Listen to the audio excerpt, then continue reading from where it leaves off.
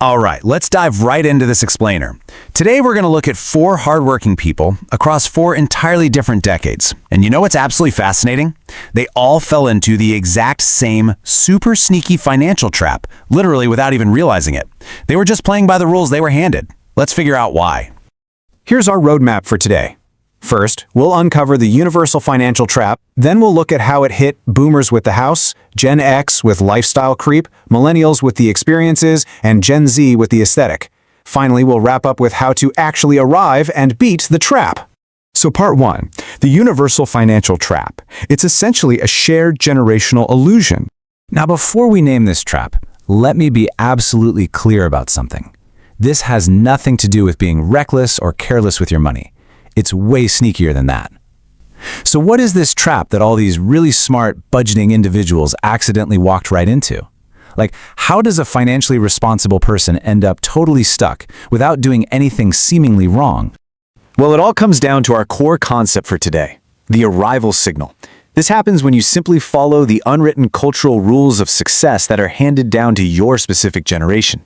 It's the world around you dictating what doing well is supposed to look like, and you just absorbing it without a second thought. And honestly, because it feels like progress, it never actually feels wrong from the inside. That brings us to part 2, boomers and the house, or what I like to call the American dream trap.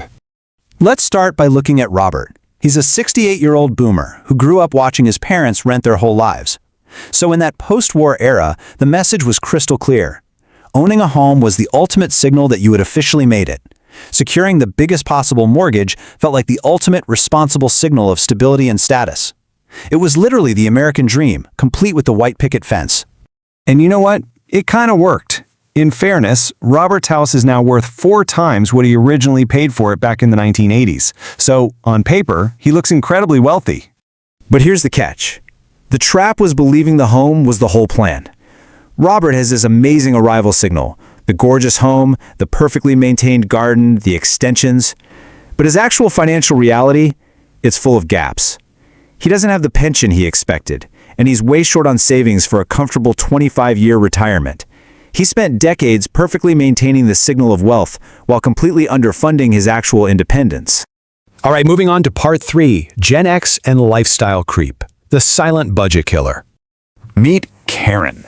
She's 52, and her trap didn't feel like one huge decision. It was more like 100 tiny, seemingly reasonable ones.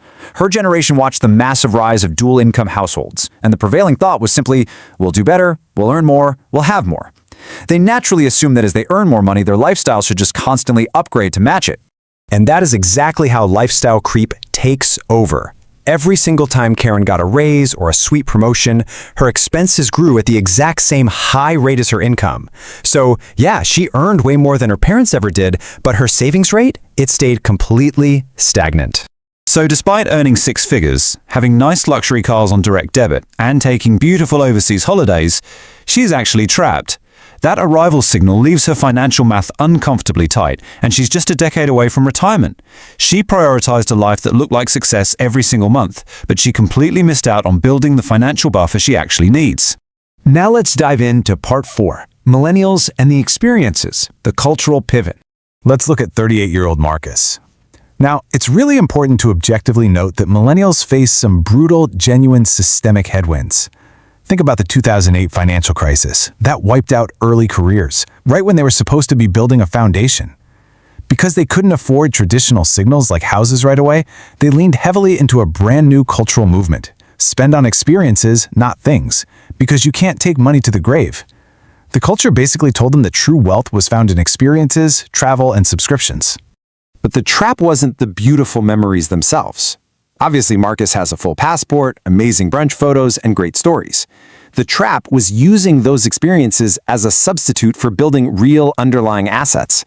He has very little actually invested, and he carries this constant underlying anxiety about the future, which he usually manages by, well, just booking another trip. He's effectively just wearing a different costume to signal success. Which brings us to part 5, Gen Z and the aesthetic. It's all about performing wealth. Finally, we look at 24-year-old Zoe. Now, she belongs to the most financially literate generation in human history. She's casually dropping terms like index funds and compound interest at an age where previous generations were just figuring out how to open a basic checking account. You'd think she'd be completely safe, right? No way. Gen Z's trap is the most visible one ever created. The arrival signal isn't a house or a passport anymore. It's an aesthetic to an audience of thousands. The trap here is spending heavily to project the perfect vibe, the perfect tech setup, and the perfect lifestyle on camera just to show you have taste and money. And here is the incredibly cruel twist for Gen Z. Zoe is technically investing. She puts about £50 a month into stocks and shares.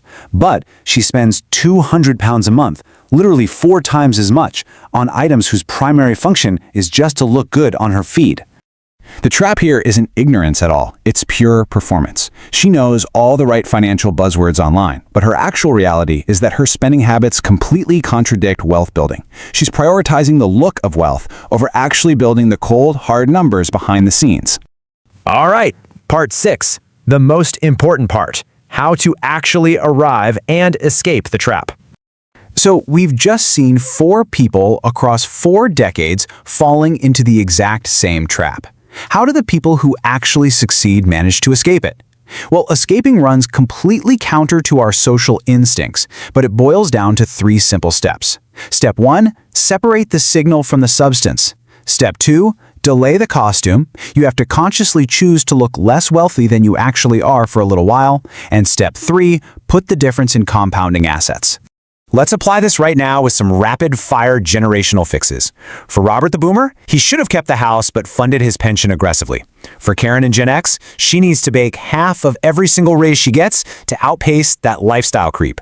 For Millennial Marcus, take 1 big trip instead of 4 and automate your investments with the rest. And for Gen Z Zoe, focus on building your real net worth faster than your aesthetic. The universal rule to fix this for every generation is beautifully simple. Assets first, lifestyle second, every single time. You do this until your assets genuinely pay for your lifestyle. Because naming the trap is the absolute first step to escaping it. So as we wrap up this explainer, I really want you to sit with this final thought. Ask yourself, which version of the trap are you in right now? Which generation's unwritten rules are secretly guiding your wallet today? Figure that out, and you're already 1 step closer to true financial freedom. Thanks for tuning in, and I'll see you next time.